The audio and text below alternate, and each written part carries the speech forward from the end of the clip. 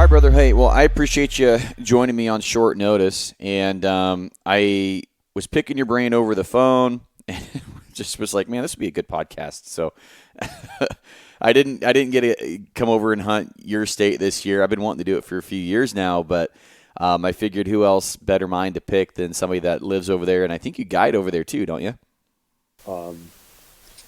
Mainly deer, elk, and we do some sheep hunts when we get people drawn, and javelina and predator hunting.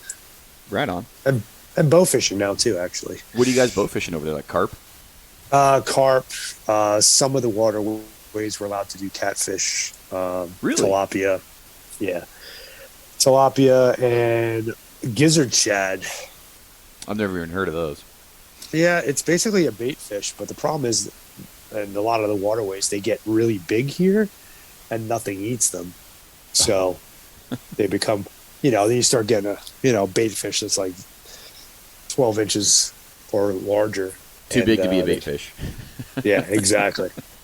Exactly. So they become very, very fun to shoot. They're kind of like they get aerial and stuff. They're a little bit like, I don't know, definitely not like Asian carp where they're jumping out of the water and into people's boats and stuff. But it does get pretty.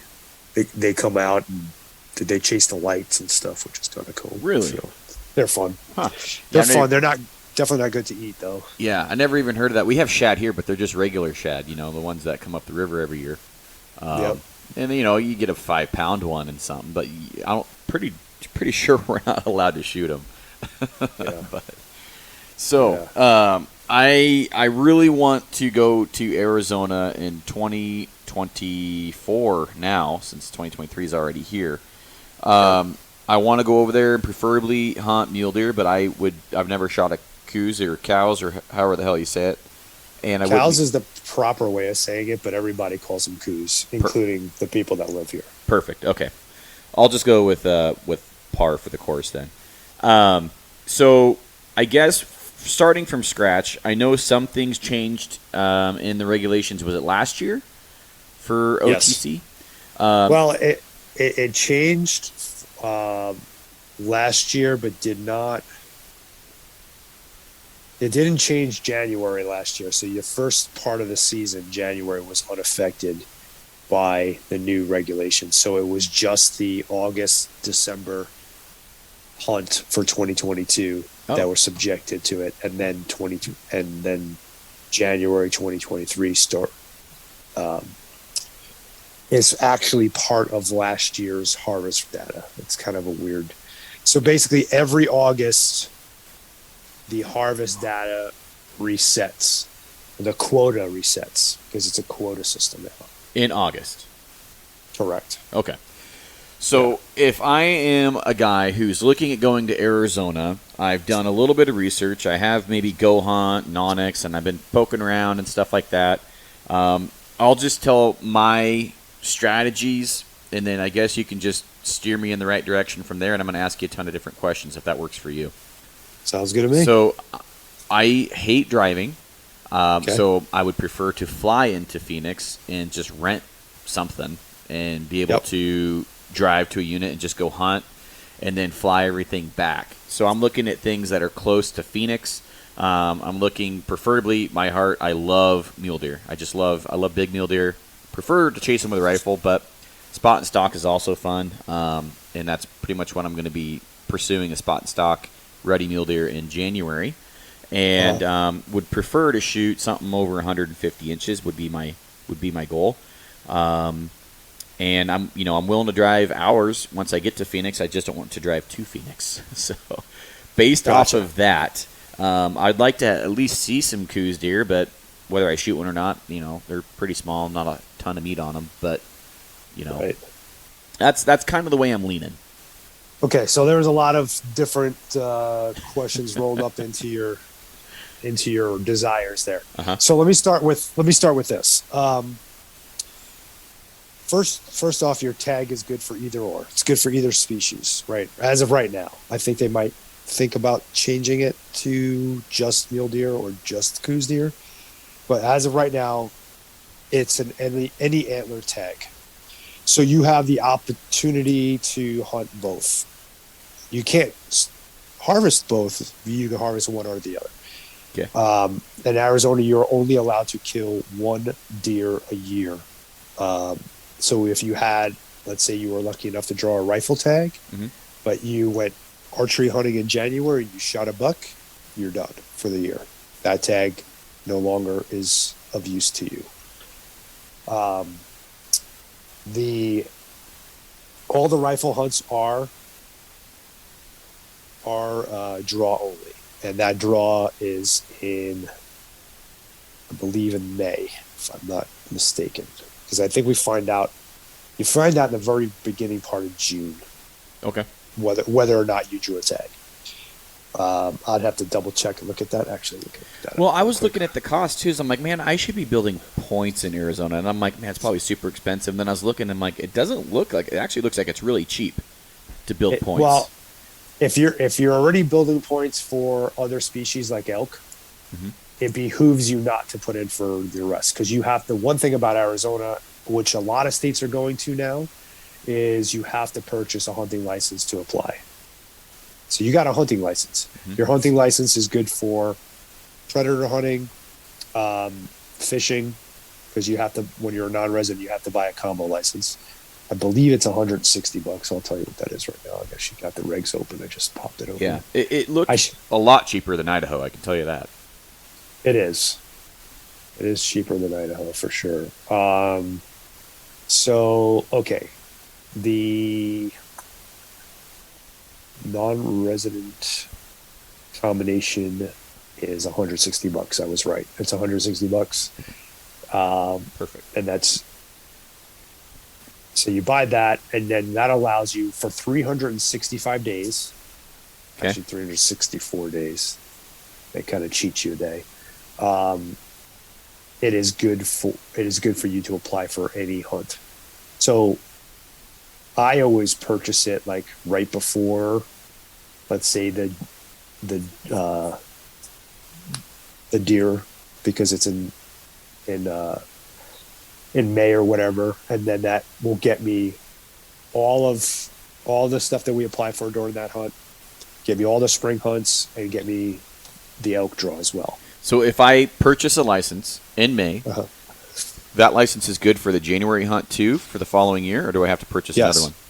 You do not. So basically, the license is 64 days from when you buy it. Oh, okay. So that makes more sense. Doesn't matter when you buy it; it's 360. And so, I've had it before where my license has expired mid-season of something that I was hunting, and then you have to go get another license. Or if you just buy it online, it's pretty easy.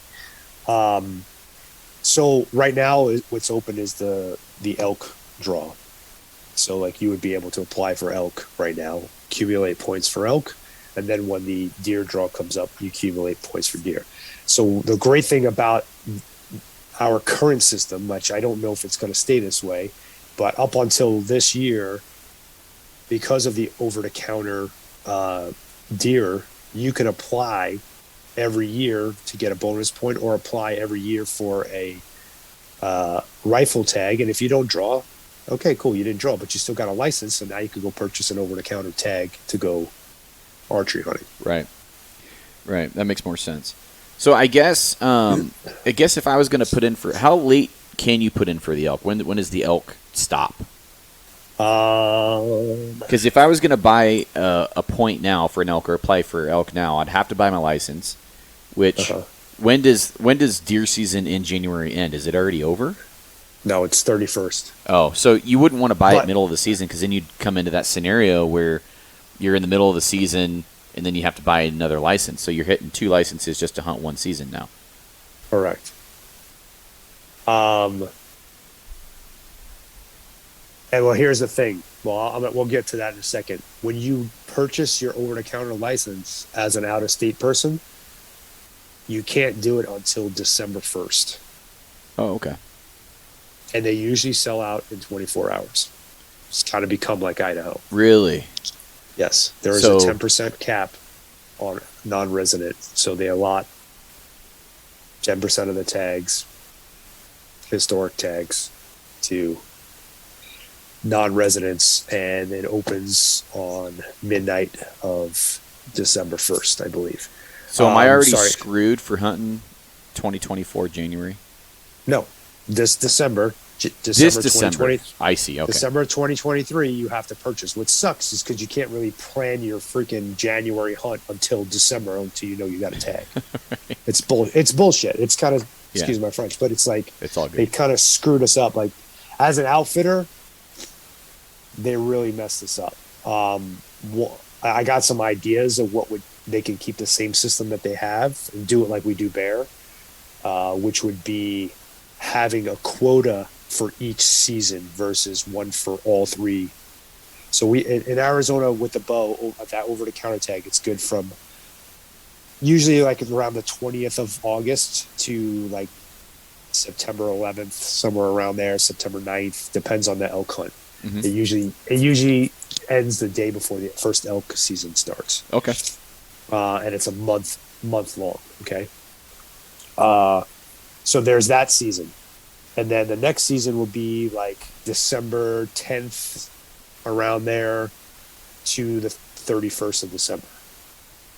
And then your first season, I should have said your first season is technically January 1st to the 31st. But as far as the quota is concerned, it starts in August. It's cockamamie. Honestly, excuse me, I got crazy allergies today. It's all good.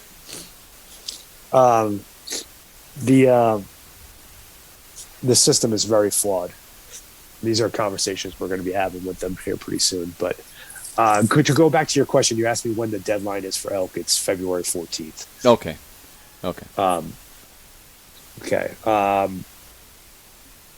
The javelina, there's a javelina hunt that coincides with the January deer hunt too. So but you have to apply for that in October. It's or September, and then you find out in October.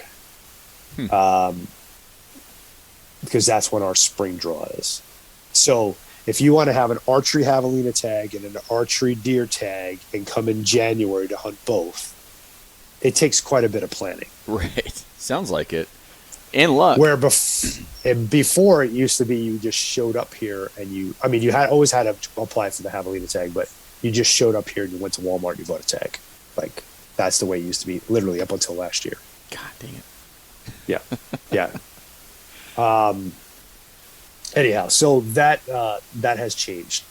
Going back to what your initial opening statement was, you want to hunt mule deer. Preferably. Mule deer occupy the whole state. According to Game and Fish, there is mule deer in every unit in the state. Now, that is mostly true, but there is also a lot of shit habitat that there's, very few and far between, like very desolate, crappy. Could there be mule deer out there? Yes, but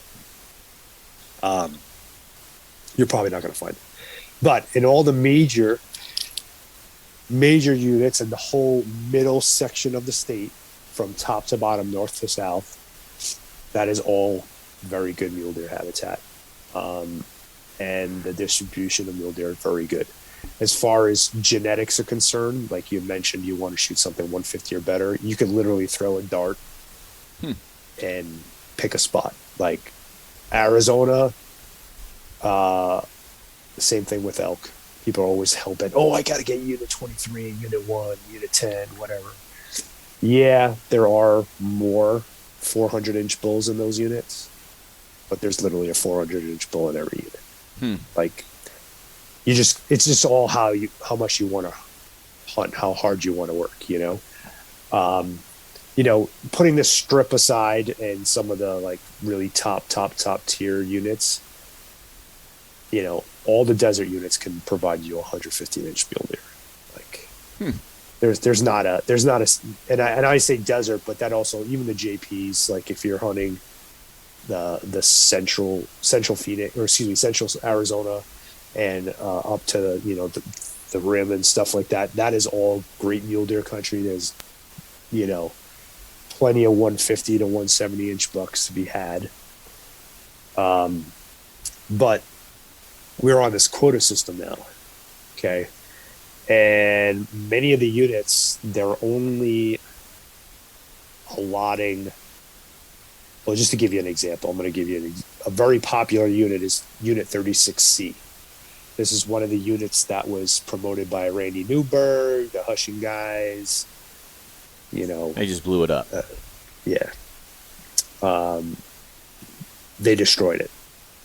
The Arizona fishing game, by hiring influencers to get people to come hunt coos deer, end up effing up the mule deer populations. Really? Bad. Because what happens? Guys show up. Oh, yeah, we're going to go coos deer hunting. And they figure out how freaking hard it is. It is literally 10 times harder than hunting mule deer. Really? Are they just like hunting crackheads or what? Well, they're just super skittish. The country they occupy is harder to get close. Like, you have to be closer because you can't get shots because it's thicker. Like, there's a lot of crap working against you. And we can get into that if you want to. But I'm just kind of like, giving you broad strokes here. People showed up and they're like, oh, but did you see that 160-inch mule deer over there? Let's go chase that. Our tag's good for that. So all these mule deer started getting whacked. Then, even though I am for the wall on Arizona, that also interfered with a lot of the migration back and forth over Mexico. Really? I never thought of that. Going back to Unit 36C, which is right there on, down by the border.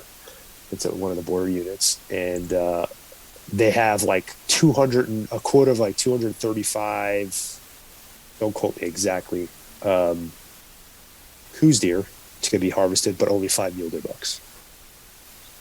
So that unit closed very quickly. It was closed. It closed down when I was hunting down there. We were down there because my buddy Charles had a javelina tag in those units, so we drove down there to go kill his javelina. That unit closed, I think, like January 6th, I think, or 7th, something like that. Wow. Very quickly. So, like, that causes problems. So now that unit closed, you came here to, you had the idea, maybe you got a VRBO, you set up a trailer, or whatever you did, you set up these plans to go hunt that unit, and now you arrive and that unit's closed. So now all of a sudden you got to change your plans to move to another unit. And what it's causing people to flock to different units. And now the competition's going way up because we're not all spread out. People aren't coming, hey, I want to go hunt this unit, I'm going to go hunt this unit. And it's causing a lot of problems. And the other thing about it, there's this language written into the rules of how the system works, is that if a unit reaches its quota 2 years in a row, it could possibly go to a draw. So this conversation that we're having right now, 2 years from now, might not be a thing. We might be to a draw. So I guess if I'm looking, because I when you and I talked, I ran a few units by you, and I picked them because I saw that there seemed to be a good amount of water. Terrain was one of the things I was really focusing on because I wanted to set up and glass at certain spots and just see, let my eyes do the most walking possible. I guess how important in your mind are those two pieces of the puzzle, or am I focusing on the wrong things there? No, you're definitely focusing on the right stuff. We're in a desert. Mm-hmm. It's not too hard to connect the dots, man. They need water. All animals need, water, feed, and cover, and escape routes. And if you're hunting where it's really cold, you need thermal cover. But Arizona, they're tied to water. Even though we've had a great year, there's a lot of rain, there's a lot of water everywhere, they still need to be in places where permanent water is going to be year-round because it dries up quick. So looking for water, and there's a lot of cattle water, there's a lot of developed water from Arizona Game and Fish, and there is plenty of places, if you're looking, that have springs and stuff like that, that especially in the wintertime will be running.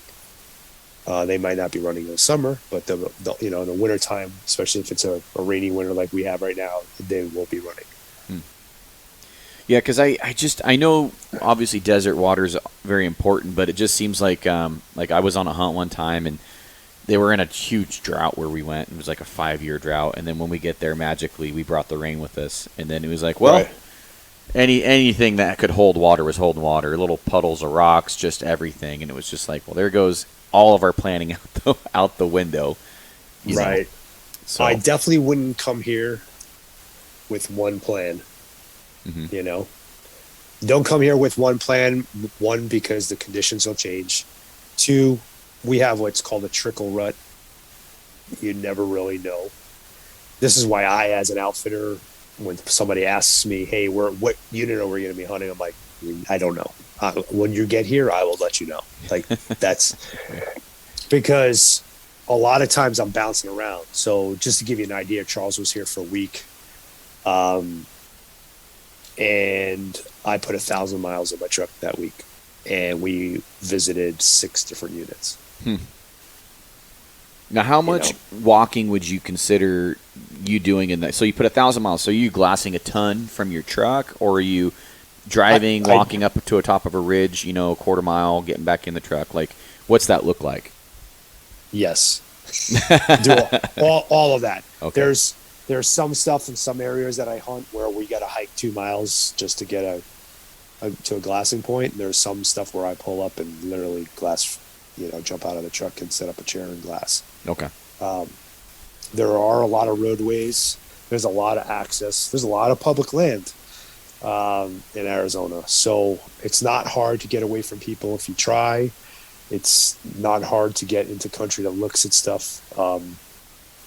If you're using your brain, it's not that hard to find animals if you're a good, they're tough to spot.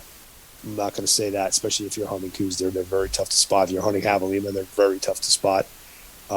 Most people see them because they're looking for coos deer and just happen to see them.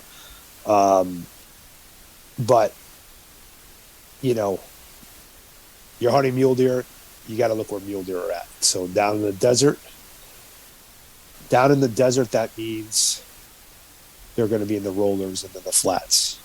You're not going to find them up on the mountain. If you look up on the mountain, you're going to find coos deer. That doesn't mean you won't find coos deer down in the rollers, but you won't find mule deer up on the mountain. Very rarely. Now, if you go hunting in central Arizona, you'll find mule deer on the mountain. If you go in northern Arizona, you're definitely going to find them on the mountain. We actually have I think it's even more than this, but I can tell you, we have Rocky Mountain mule deer, we have the Sonoran desert mule deer, and then we have the Kaibab mule deer, which is found on the Kaibab and the strip. So they're different. They're different body size. They got a little different coloration. Rack configuration's a little different. Color of the rack is usually a little different. They might be rubbing on things differently. But where you find them is different. When you're hunting the northern units, say if you're in the 20s period, 23, 22, whatever, you will find mule deer both above 5,500 feet, or about 5,000 feet, and below that 3,000 foot mark. But from that 3,000 foot mark to 5,000 foot, you're typically going to see more coos deer. Really? Yeah. So I guess my question would be I've never been to Arizona. I always think of it as being flat, and I know that's not accurate, but not even close. How mountainous is Arizona in parts where you're hunting? Because it just feels like if I have a giant flat valley and I just get up on the only peak, which I know is not accurate, but that's the way my mind is working. I have to talk myself out of that. Some places is like that.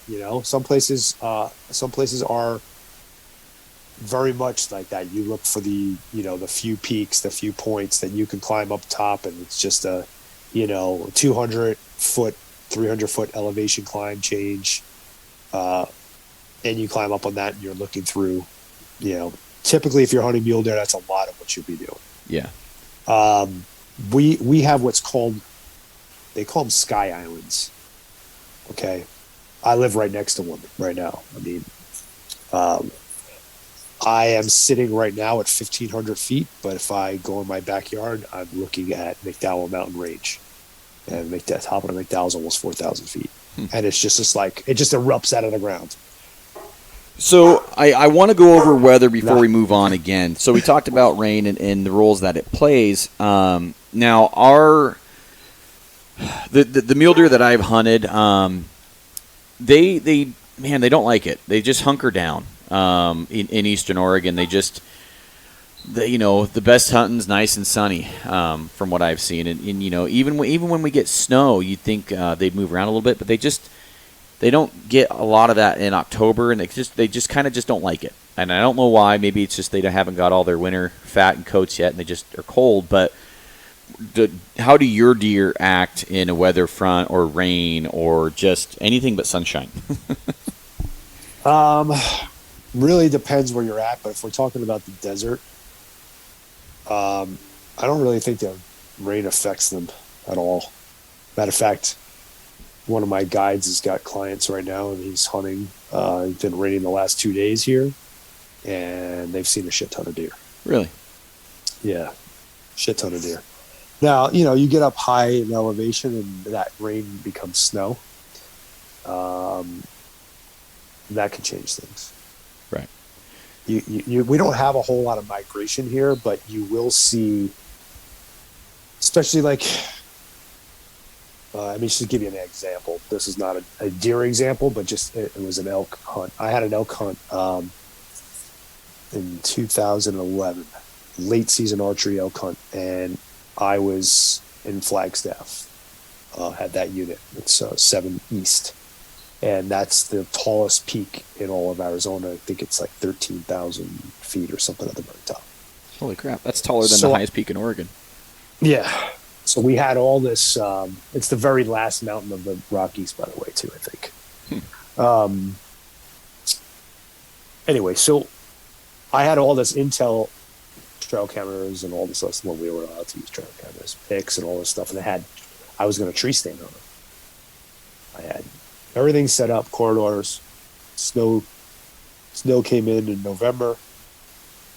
And it was like mass exodus. All the elk that were at, let's say, 8,000, 9,000 feet, they all dropped down the mountain to 5,000 or 6,000 feet.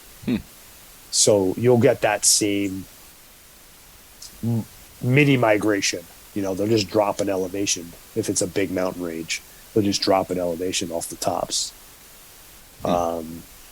I think in January, your biggest focus, if you're coming to hunt the rut, is the best strategy is going around and finding where the does are at. And even if they don't have a buck with them, you keep going back to check, because that's going to change. There will be a buck with them. Yeah. What would you consider a time frame? So if I'm a guy and I'm planning a hunt and I want to have a really good shot at least getting a shot at a buck, what is your average time frame for a shot to maybe days? Do you have any ideas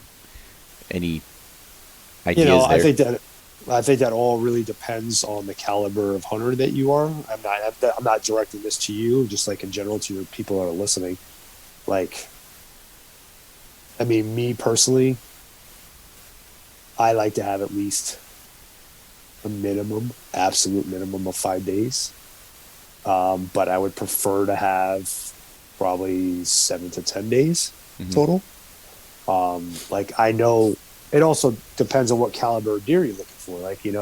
I know like Marlon Holden, for instance, he literally comes and plans to be here the whole month. Right. Whether it's going to take him that long. He just tagged out yesterday, I think it was, or 2 days ago. So it took him 15 or 16 days, but he was looking over deer. There's deer that you and I would have been happy to drop off the mountain and go kill. So I think a lot of it has to do with that. It's not, especially when we're talking mule deer, I don't think I don't think they're not, they're just the same animal. They're not any harder than hunting mule deer anywhere else. It's just the conditions are different. You're dealing with a situation where you're looking at them and they could take one step and you can't see them anymore. Right. And the ground is very noisy. Sneak tech boots work really well down here in the flats and in the rollers, not so much on the mountain, because it's very loud, and it's not a place you want to take your boots off. Everything wants to bite you. Everything wants to poke you, stick you. Mm-hmm. You know, the desert's a very unforgiving place. Like, it's very pretty, especially, and the desert changes. It's very different. So like up here where I'm at, and don't quote me on the names, but like this up here, I believe is just is what we call the Sonoran Desert. And as you go further south, it becomes like Mojave Desert, where it transitions from like up here, it's more Palo more saguaros. I'm going to kill my dog, excuse me. It's all good. More saguaros, still a lot of prickly pear cactus, but there's more like staghorn choyas. And these are all things you got to familiarize yourself with. Mm-hmm. Because some of these are food sources. Some of them are preferred hiding, like Coues deer and muleys too. They love what's called acatillo. And this is like spaghetti string, like multiple arm, long, narrow cactus that grows here a lot. And as the further south you go, the more you get of those. The further south, the more you get more mesquite trees versus Palo Verde trees. So you'll have these big expanses of mesquite bottoms, and those mesquite systems carry a lot of deer, and they're very hard to look into. They're very dense, so you're catching bits and pieces of deer, and that's what makes it harder. So I don't think it, like the deer themselves, it's not a matter of the mule deer here being tougher than anywhere else, especially during the rut. I think they're very much in line with the other places that I hunt as far as the species is concerned. Coues deer, that's a whole different ball of wax. They are crackheads. They are very, very high wound up. Everything wants to eat them, so they're very on alert with everything. Yeah, makes sense. Mule deer will run 50 yards, turn around, look back at you. They'll do that, thing where Coues deer sees you, they'll run into the next county. They're very much whitetail. They do a lot of whitetail things. You can use whitetail strategies on them, rattling, calling. Will work on Coues deer. Some of that stuff works on mule deer too. Grunting works on mule deer. Decoying works on mule deer. Not so much Coues. But the just give you an example. So I don't often do this, but December 2021, I harvested a Coues buck here, but I sat in water for the first time in a very long time. And this doe comes in to drink out of this drinker. I was sitting on a man-made water, and she's standing on top of like a concrete apron that catches the water that brings it to what feeds the tank. Mm-hmm. And a bird came and landed on the trough. She turned inside out, hit the floor, couldn't get up. She was trying to run away, like legs are flailing, all because of a bird. Like that's how skittish they are. Huh. So they're much, much tougher to get close to, I think. And where they're at. I would expect that too, and so I guess what's an average day of hunting look like for you? Are you seeing 10 deer, 20 deer, 1 buck? What's an average day? Honestly, it really depends on which unit I'm hunting. Sometimes if I'm hunting units that are very low density, those are units that carry bigger bucks, mm-hmm. and I can go a whole day with just seeing a handful of deer. Some of the higher densities units,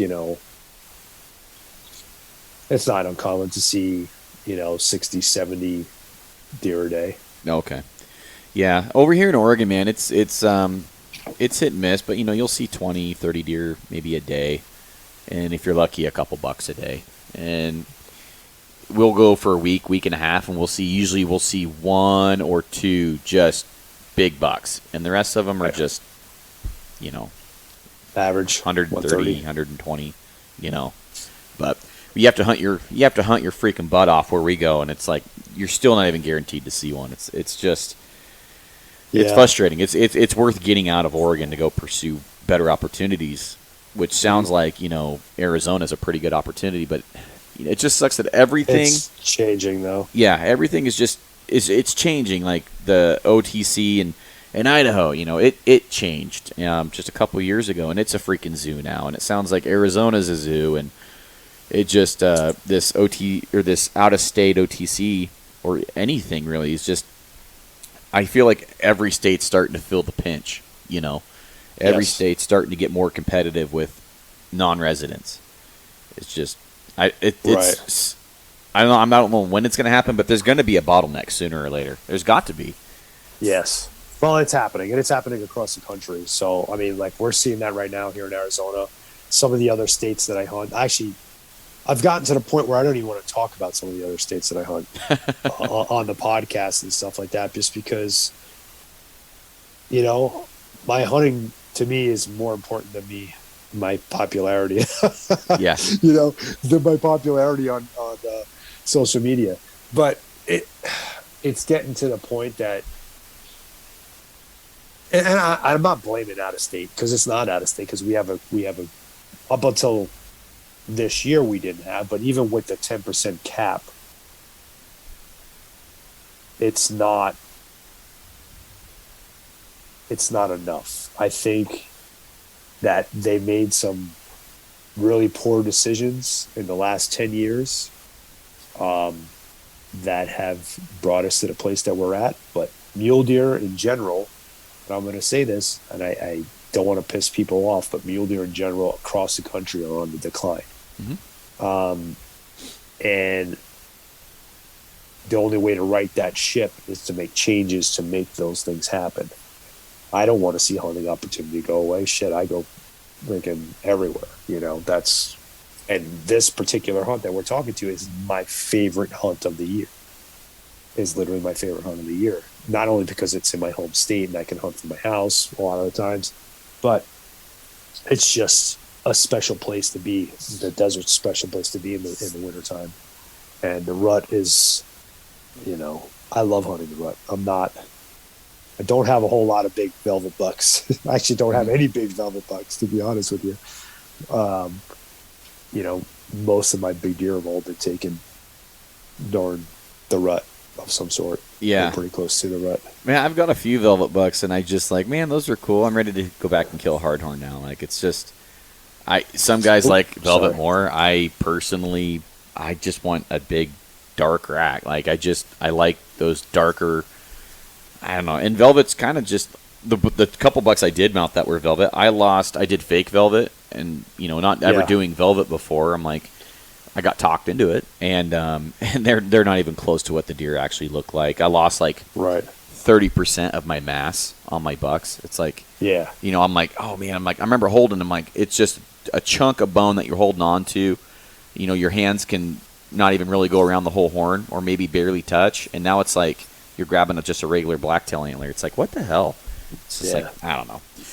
Soapbox, but so I guess for hunting pressure, you say there's a ton of public land.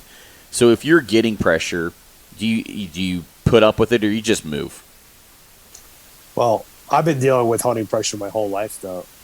Even though I've been living here for 32 years, I grew up in New York, and that's like combat hunting. So, the idea of pressure never bothered me, just because that's my first experiences were going out with 500 other people in orange suits shooting at each other. Mm-hmm.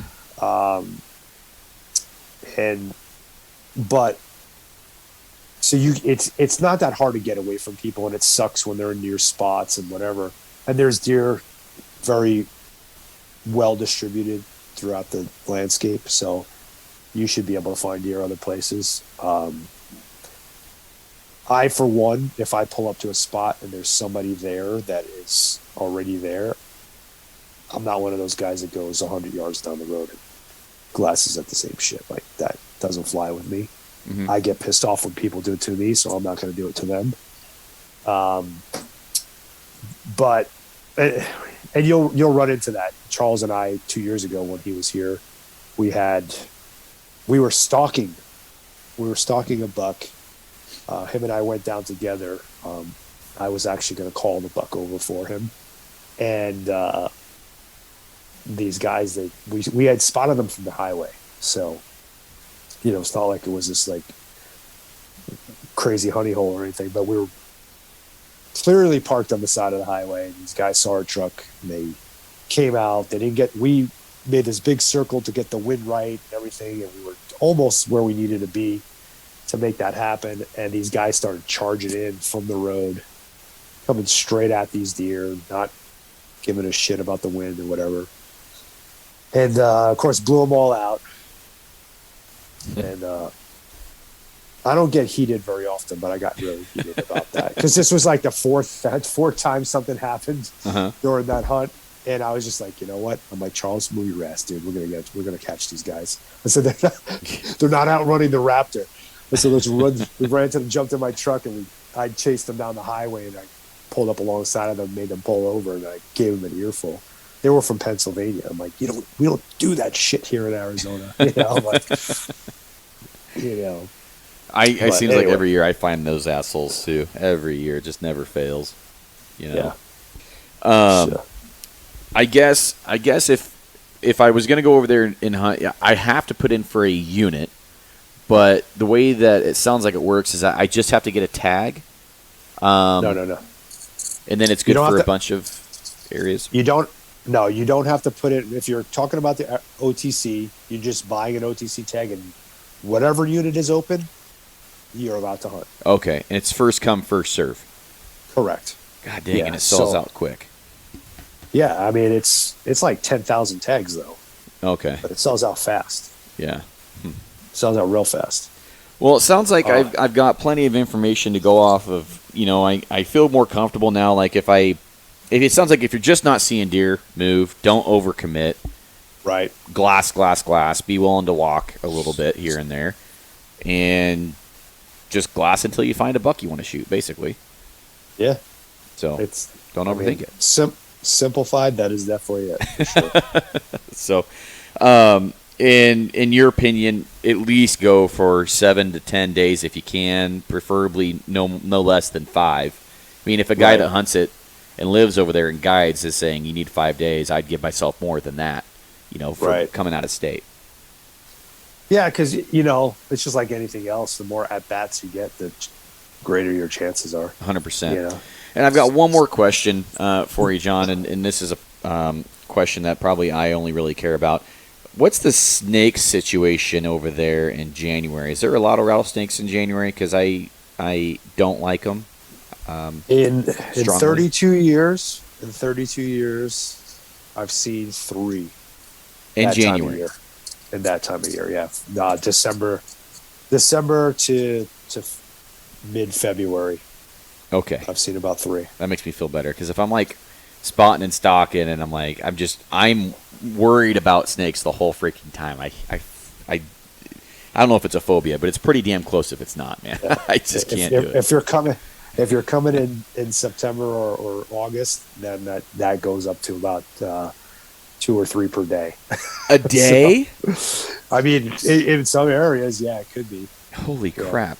So it's not like we have a shortage of snakes here. Yeah, no joke. And you guys have big rattlers over there too. Yeah, and the grass is tall. Yeah, lots of places for them to hide. So going over draw strategy real quick. So if I'm going over there and I'm building points and I can get the OTC tag first come first serve, if I'm wanting to build points, I should just put in for a hard to get unit, or is rifle kind of like archery? Like it's every unit's pretty good, or What are you thinking there? Well, so that time of year, it's not that the units are probably don't really change. They're still just as good, but where the deer live and what your chances of seeing a buck in the earlier seasons, like an October, if you got like an October hunt, very tough to find good mule deer. Really? I shouldn't say very tough. If you know where they are at, then no, and I have the luxury of knowing where a lot of them are at that time of year. But you can't go like you could during the OTC hunts and just go to a glass and point and start looking. Like you can, but you're not going to see bucks like you do. Okay. So how many points would you suggest building up to draw a decent tag? So I wouldn't concern myself about points as far as don't just build points. Arizona, unlike a lot of states, you have a mathematical chance of drawing every single time you put in. So you don't need to get to 10 points, let's say, to draw a tag. Now, let me explain this a little bit better. So I'm going to explain it to you on the extreme level. It takes 25 points to be in the max pool to get a sheep tag. Okay? I've had people draw it with 3. Okay? So what that means is it's like lottery. You can't win if you don't play. Don't just come here and beg, all right, I'm going to buy a bonus point this year because I don't have a chance to draw in what I want to draw. Just put in for what you want to draw. And you might get it. Makes sense. If you don't want to draw it, that's a different story. Like I do that sometimes. Like I don't want to draw a tag because I have another tag in another state. I'm like, I'm faced with that this year. I'm like, I don't know if I want to draw a tag in Arizona for elk. I got an Idaho tag and, possibly a Wyoming tag. I don't need another elk tag, So I would say if you do want to come or have the possibility coming, just keep shooting for the stars, even though that may not be your goal. You might just want like a mid-tier unit. But if you don't want to come, shoot for the stars. If you get it, great. Hell, if you just got a freaking strip tag or whatever, Right. So you have the opportunity. So I guess in your draw, because like Oregon, 25% of the tags go to a random draw. 75% go to the people with the points. Is it similar for Arizona then too? Yes. The percentage is different, but yes, that is correct. Okay. Well, that makes me feel better. So if I wanted to put in for a crazy ass hunt, I'm like, oh, buy a lottery ticket, I guess. But if I draw, I draw. Right. Yeah, exactly. Okay, that makes more sense. Yeah, because that if I drew a crazy tag in Arizona, I would drop whatever tag I had somewhere else to go hunt that once in a lifetime tag. Why wouldn't you? Exactly. So, all right, brother. Well, hey, I think I've got a lot more information than I had before this conversation. Is there anything that you feel like maybe we needed to hit that I didn't ask, or anything that would be pertinent to somebody looking at Arizona? I don't know. We were all over the place. I don't remember what we touched on. I think we covered the deer situation very well. I do want to speak to your listeners real quick about Alpha Wildlife. Absolutely. Make sure they know about it and to get involved. If you don't know about it, just go for howforwildlife.org and take a look at it. But my main message I want to get across is something that you and I talked about off book here, is that I want people to understand that we're all in this together. Like the guy who hunts elk in Oregon should be concerned about the guy who hunts whitetail in South Carolina. We all pay into the same pot. We're all in this together. So get involved in each other's issues. Don't just get involved in the stuff that is important to you directly or directly affects you, because at the end of the day, eventually it's going to come back to you. And then those people that needed your help before are not going to be around because they're got into mountain biking now because they can't hunt. Exactly. So. In Oregon's a great example because we are neighbors with Washington. Washington's done some retarded shit with their bear seasons in the spring. And I guess, I mean, and maybe you can help me out with this. Not my only one, but my biggest problem with this politics is that facts don't matter. It is now an emotion-based decision almost every single time, and it's basically who screams the loudest and who's, and not even that. It's just a lot of these commission boards are rigged. Like ours is pretty much completely liberal, anti-hunting commission. So is Washington. So one guy on there that's not. How do we overcome that? Like, what can we do? Because ours is appointed by the governor, and we can't elect a Republican governor here. It's just not going to happen. Yeah. Well, so that's where Hal steps in. And I say steps in. We don't really step in. It's not like we're doing it for you. We're just giving the people the tools. So the thing about politics is, it doesn't matter if you're Democrat, Republican, or whatever. Your constituents are your constituents, whether they voted for you or not. And if you piss people off, you're not going to stay in office very long.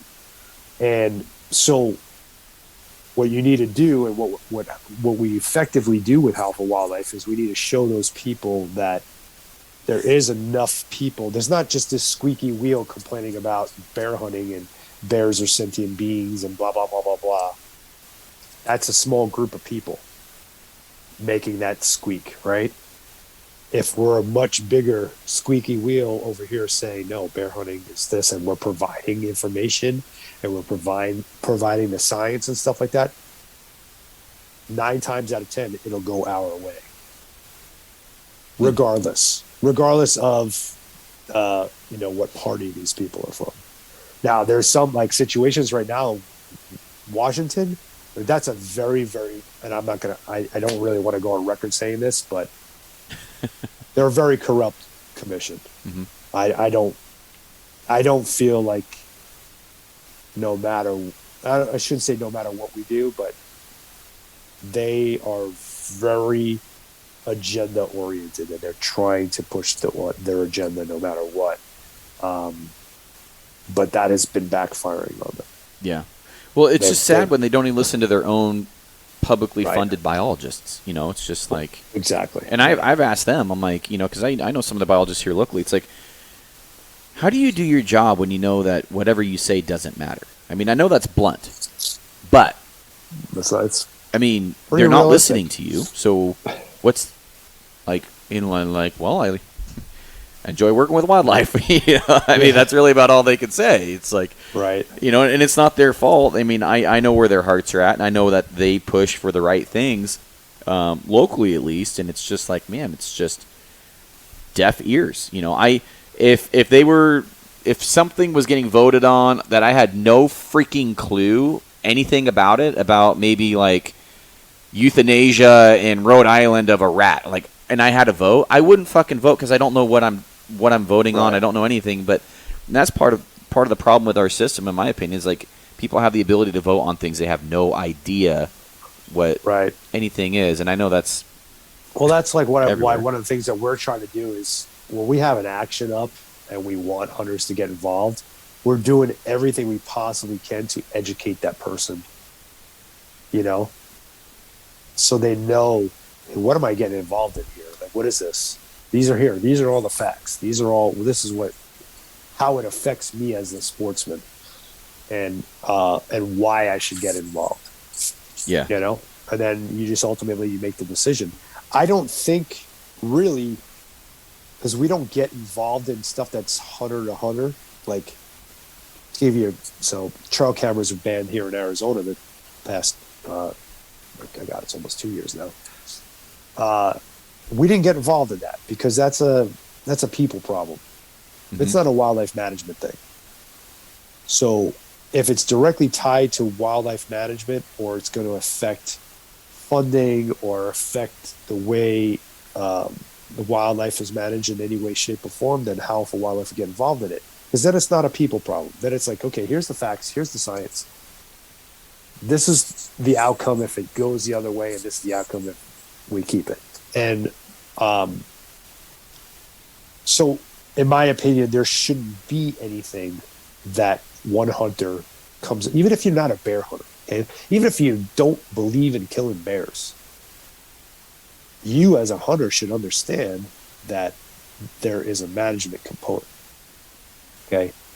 There's tons of research about predator pits. There's tons of research. I mean, there's right now, Mendocino County in California just got done doing like huge study, 10-year study or something like that, about how bears and mountain lions have negatively impacted the blacktail herd there. And they haven't been able to hunt lions for a very long time there. And, you know, nobody thought that bears had an impact on this, but they do. They got a huge impact. One of the main things that bears do is they steal kills away from lions, which forces a lion to go back to have to kill more. So now we're not talking 52 animals a year that this lion is killing. It's killing more like 65. Right.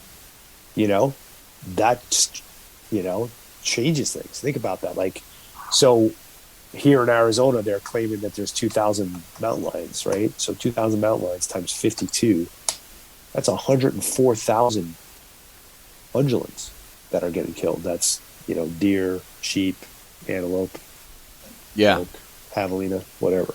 Man, I wish we had 2,000 mountain lions in Oregon.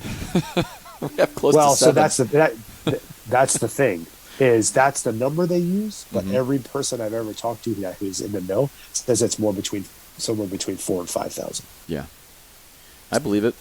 So, you know, this is the stuff that goes on. You know, we could go down a crazy rabbit hole with this, but the main thing is, if we want to continue to have hunting and continue to do what we do and enjoy this,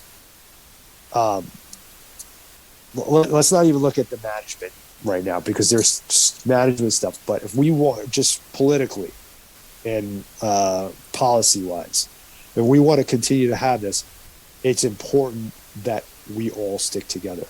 Because guess what? The anti-hunters, they stick together. Yeah. That's why when you go to a thing like Project Coyote and HUSIS and all these different orgs will show up to represent, and it might not be the species that they're even involved in, but they lock arms together. You know, the Save the Whale people will come for the Save the Seal people. We don't do that shit. No. You know, we don't. We have legacy orgs that are critter orgs like Rocky Mountain Elk Foundation and Mule Deer Foundation. They do great work, but those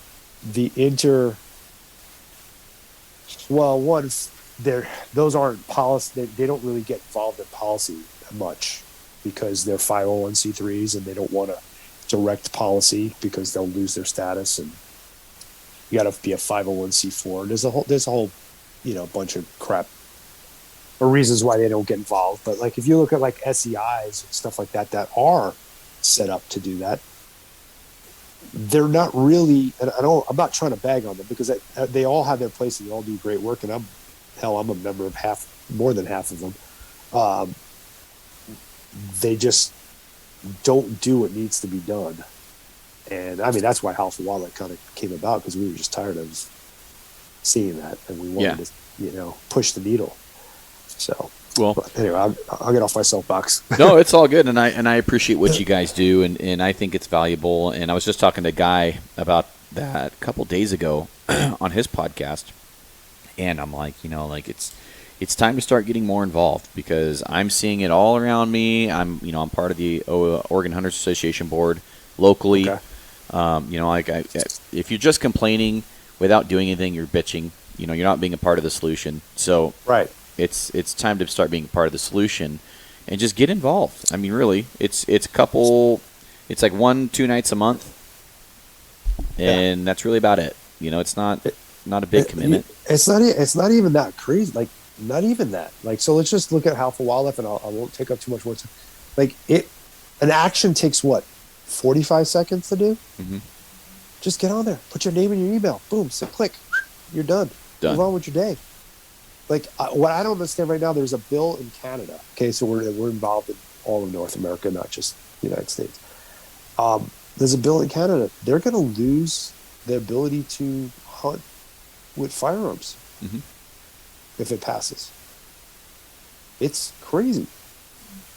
And there's only like 1,000 people who have signed that petition. Really? Like, there should be a couple million. Can right? you be from the States and sign that? You can. You can, really? 100%. Yes, really? because we are allowed to hunt there.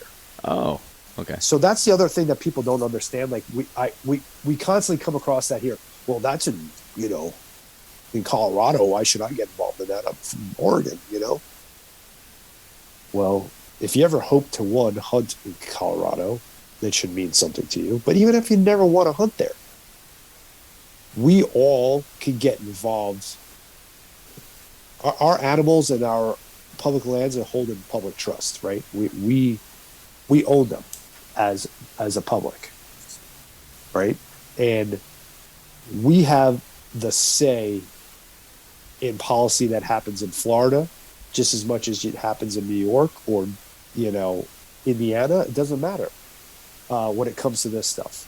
We're not electing officials. We can't elect our state officials or whatever. We can't do that because that is a state confined thing. But when it comes to policy that is affecting this, animals and stuff that are held in a public trust, you're an out-of-state hunter. You're allowed to go hunt anywhere you want to go. You're spending money in that state.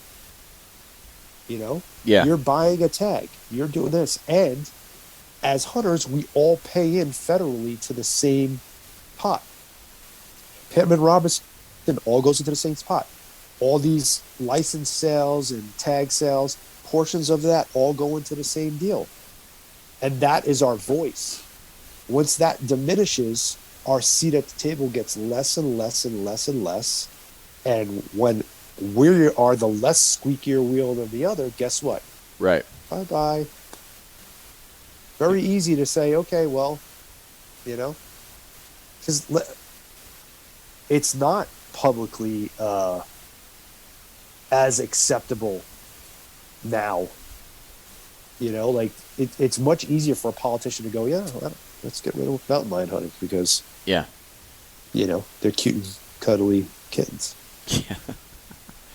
Yeah. Unfortunately, that shit does happen. Oh, yeah.